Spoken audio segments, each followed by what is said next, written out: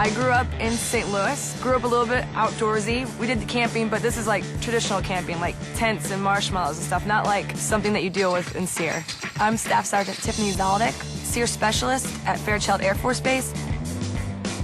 My parents' reaction to me going to the Air Force was, at first, they were a little surprised that it's something I wanted to do. That was the first decision I made to go into the Air Force by myself, and they supported me 100%. As the recruiter started explaining a lot of jobs to me and, of course, what my degree was, once I saw the SERE brochure and he wiped the dust off of it, and I started asking him a lot of questions, the only thing he told me was that he knew that was a very difficult job to get, it was physically demanding, and barely any females made it. And I was like, this is my job. I do respond in a very proper way to a challenge. SERE stands for Survival, Evasion, Resistance, Escape.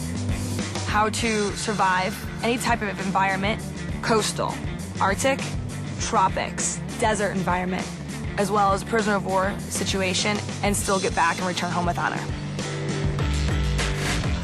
After basic training, you go to indoctrination course, which they call SERE Specialist Selection. You're constantly ran to the ground, PTing nonstop, you're eating insects, you're doing navigation, shelter crafts, and you've never done any of these things before. So if you can actually buckle down and make it through that, you await the process for what we call SERE Specialist Training, which is a 6-month-long process. Anything that you could possibly get thrown into, you get training in. A female in SERE is definitely a rare thing. It did take a little bit for another female to graduate, which was myself. I was the first one to graduate within a 7-year time period, but we can do it. We did it.